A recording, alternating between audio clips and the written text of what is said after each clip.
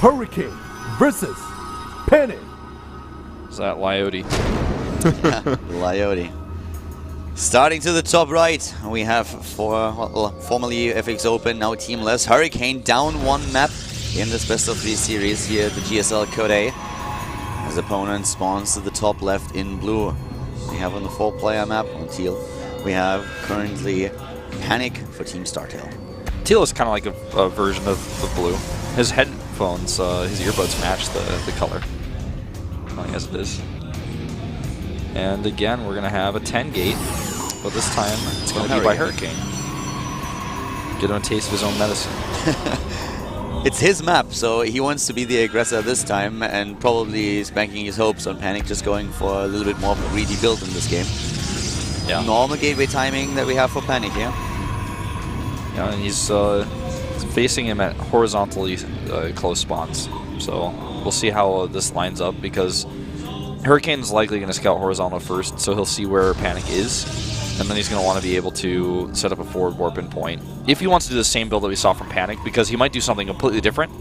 And, well, let's see. I mean, what's interesting to me is that now Panic is going to be doing the more normal build, and we haven't seen what that means for him. Like, is he going to be going into a Stargate play? Is he going to play defensively? Is he going to fast expand because it's a 4-player map? It's not his map pick, so he probably wants to play a little bit safer and not rush out an expansion. Frost in general is a map where I've seen a lot of Protoss players in the PvP open up with the Stargate and try to just do some damage with an Oracle or go into a Phoenix play. So this is one of the maps where it really comes in handy if you have some fast units moving out onto the map. But for now, we have just a Cybernetics Core being built for both. Of course, Hurricane trying to rush out his own Warp Gate researches. Also, why we have a lot of Chrono Boost energy on this Nexus. Yeah, he's not putting that into probes. He's going to be able to not only Chrono Boost his Warp Gate research if he wants to, but also Chrono Boost the Stalker out for pressure. Very unlucky scout here for Hurricane. Goes bottom right first, and Panic gets the better scout off. Starts clockwise to the top right, and we'll see immediately what he's up against. Yep. That constant Chrono Boost is something he's also going to be seeing with that probe. He's going to come in here and say, oh my god, you have so much Chrono Energy, and you're Chrono Boosting your Cybernetics Core. He might even be able to stick around and see a second Chrono Boost here. He sees it already, and he knows what's coming now. Yeah. And, I mean, there's no way that Hurricane can hide the gates from him either. He sees only one gas, and he's just sitting here going, okay, you're pulling a me. You're doing what I did in game 1. Not only that, he sees the probe count too, and he realizes that there are a lot less probes than there should be. Those 2 gateways were hidden from him, but he should know what's happening here. With the Chrono Boost on the Cybernetics Core and everything else considered, I don't think that Panic has any doubts about what's going on in this game. Yeah, he starts a sentry right away, and his Mothership Core, he's going to make sure he keeps that alive. What he does with it right now is check to see if there are any additional forward warp endpoints close to his base that he can identify and maybe try to kill the probe of. Panic gets the extra gateways, and he's also Chrono Boosting his sentry. He still has the energy there. He's also able to attack one of Hurricane Stalkers and just take the shields away for a second, but with the sentry alone in the main base, he's going to have a very good time just making sure that he can force field that ramp. A second sentry is already being built with the extra gateways that he's building. He's just trying to buy the time so that he can get his own production up to a good level and then match his opponent's numbers. Yep. I think he's probably going to add a robotics fairly soon too, because he knows that with the 2 sentries here and the gateways finishing up, he should be fine. As long as he doesn't mess up his micro too terribly. Here comes the first warp into Stalkers, and we're going to see that force field go down right away. Kills the probe. There's still a pylon there. He needs to keep that Mothership Core back, on the other hand. Yeah, and he does. Takes down that one Zealot. And the one thing that Hurricane should really do is try to transition out of this, because he has to realize that this is not going to work anymore. No, this is a rough spot for him. I'd like to see him cancel that pylon even. He doesn't do it. He's really committing here. That's the 3rd sentry, so now he can endlessly force field that ramp. Yep, this is not going to work for Hurricane. He's basically conceding here. Yeah, at this point he can contain his opponent, can just stick around and make sure that there is no expansion being built, can either add his tech or go into an expansion and try to defend this against tech. Panic is now adding a Stargate, and with a Stargate he can actually just go into his opponent's base and then try to take down as many harvesters as possible while the units are still trying to contain him. So that would work for him. A nice trap it with a force field too. The 2 Zealots go up that ramp and are immediately shut down. Yeah. I mean, what he can do, what Hurricane can try to do is expand, but he doesn't have the economy to drop that Nexus just yet. He only has 1 gas as well. And this pylon will be saved here by a warping of Stalker and Zealot, and even a second Stalker warping in here. This is going to force Hurricane possibly to turn around. And if he doesn't turn around, he's still going to have that Oracle problem that you were talking about as well. Looks better for Panic in this game. Yeah, Hurricane it really does. is starting to really struggle, and he also doesn't know about the Stargate, so that Oracle might hit him really hard, especially with a little bit of gateway support on the ground. If there's only 1 or 2 Stalks in the main base of Hurricane and suddenly Panic walks in with his own Zealot and Stalker and tries to put pressure on that, the Oracle will get a lot of kills, and he's currently already building it. So this is getting very, very difficult for Hurricane to manage. He's still behind in the Harvester count, not by much, but it adds up over time. It looks like he's also planning on setting up a flank to go for the attack on this army, to draw it away, and then once the force fields are away so he can go down his own ramp, he's just going to go in and crush this army from two flanks, 2 fronts, and I'm really not liking Hurricane's chances here, Keller. He's still down in workers, he's mined so much less gas, his tech is not in a good place, he's trying to go into Twilight Council here, which is so late. And, well, we have that Oracle about to move in, and that is going to get really nasty. So far, the Stargate has not been seen. Now it's there, but the Oracle already arriving. There's nothing here. I mean, he's got a few Stalkers coming in now, but it's already, the damage has been done. Well, he got only 2 kills, so it's not that bad. With 2 kills, that's a little bit annoying, but it's not as bad as it could have been. Because that Oracle, if the first 2 Stalkers weren't already in the base, could have taken down 7, 8 probes here. With only 2 kills, it's not as bad, but still, considering that he was already behind, he's just fallen farther and farther off in this game. And the Oracle is actually being hunted right now. He may find it. He knows where it is, as you can see here, but he can't really kill it. He's trying. And, I mean, only 2 kills is not the worst thing in the world, but the Nexus is going up for Panic here, and he's going to be able to deny his opponent's Nexus with this army, and maybe even catch some of these Stalkers out here, depending on how this goes. I don't think Hurricane's going to get to move down here. He knows that it's too risky to do that. The army supply alone is 41 against 28, and both of them are currently relying on gateway compositions. Mine is, of course, the Oracle, but now if Panic just attacks on a low ground and forces his opponent to defend, he can move the Oracle into the main base once more. Yep, he's also got this Void Ray, he's got sentries to force out the ramp. This Nexus has to be cancelled. There's no way he can hold it. There's the cancel. And the Oracle moves into the main.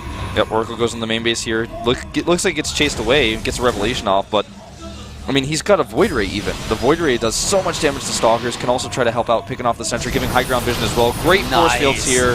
Really good force fields. Picks off 2 Stalkers, 3 Stalkers, and a sentry. And this is basically game already. Maybe Hurricane can hold on a little bit longer, but he's losing time, and this is something that cannot happen because the expansion for Panic is nearly done. And this is just... This could be a 5-minute death animation, but there is no way for Hurricane to come back to this game. Now he lost this many units, has no expansion, has a worse no more tech. Sentries, and here comes the rest of the units up the ramp. Yeah. The Void Ray helping out quite a bit here. Way too much. I mean, he's about to double his opponent's army supply. The probes are coming off the line to defend. The Void Ray forcing these Stalkers to blink back. Blink tech is just not useful against this much firepower. Exactly, and well, the Void Ray is gone, or not, is still alive, actually not sniped there. The Oracle even moving in for a quick hit, but we have the Nexus now done, also back at home, so there is no follow-up for Hurricane, whereas Panic has 2 bases now, good economy, is 10 Harvesters ahead even. And with he's eating all the shots from the old Photon Overcharge. He moves back here a little bit, but he doesn't even have to trade cost efficiently or anything like that. We have a 10 Harvester advantage for Panic, 2 bases, 2 mineral lines, better tech. He still has the Oracle to harass. He still has this contain that he gets set up with these units. He's a little bit concerned about the blink, so he moves back, but he's got an Immortal on the way. He has double gases being added that is natural. This is basically now just a very long death animation of Hurricane. Yeah, that's a good way to put it. I mean, he's basically dying a slow and painful death right now as he tries to come to terms with the fact that he's down 1 game in the series. He wants to try to fight something out, maybe in PvP, because PvP is a match where we have a lot of comebacks. Maybe he could figure something out. Yeah, the problem is that he has nothing that could really blindside Panic. I was thinking a little bit about what Hurricane could do to come back into the series, and if he had a Dark Shrine that was unscouted, maybe a DT in the base could do some damage. Yes, we already have detection in form of the Oracle, but still it's something that is not there right now. Oracle even taken out, so maybe DTs could have done a little bit, but he doesn't have a Dark Shrine. He doesn't have a Stargate, so we can't see an Oracle just suddenly sneak up into the main base and take down Harvesters. So for him, there's currently no potential of actually doing damage to his opponent. The only thing that he can try and do is catch up. Yep. And if Panic allows him to catch up in this game, then Panic actually deserves to lose this game. Right, of course. Because right now he is so far ahead. He has not only an advantage in tech, he has an advantage, a massive advantage in economy, and he is ahead in every single aspect of the game. So for him to lose this game, I feel he has to right-click into his opponent's army and then go and take a smoke break. Basically, you know, the Immortal count is getting higher for Panic as well. He has the ability to afford them constantly while also chrono boosting out that Blink. He's adding gateways because he knows all he has to do once he has Blink is go for a counterattack.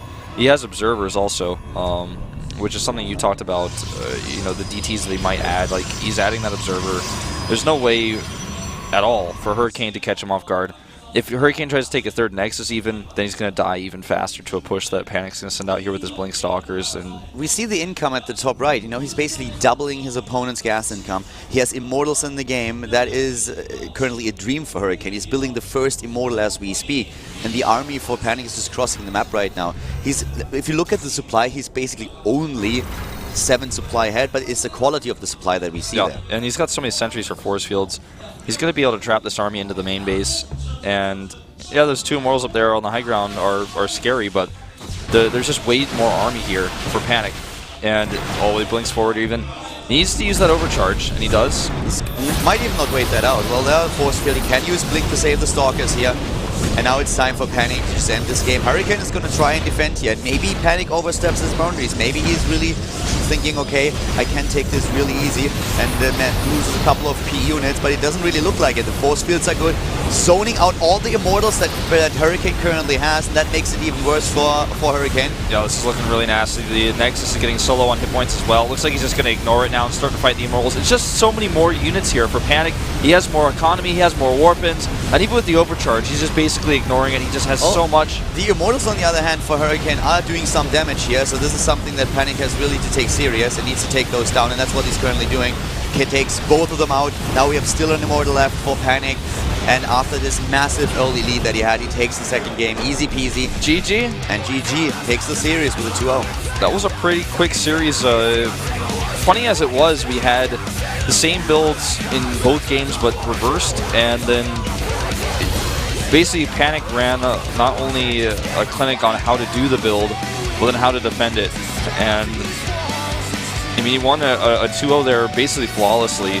There was nothing that Hurricane could have done. In both games, he just made choices that he thought were the right ones. But you know, the commitment to trying to attack at the ramp after his opponent had force fields and sentries was not necessarily the right one. Maybe he should have taken the second gas faster, try to transition faster, maybe try to expand a little bit faster to catch up in that way. When Panic moved for the counter-attack, he also got really good force fields off on top of that cliff, trapping a few of the Stalkers, sentries, and that just did so much damage already. And the economy behind it, of course, was much better since he started his natural so much earlier than his opponent.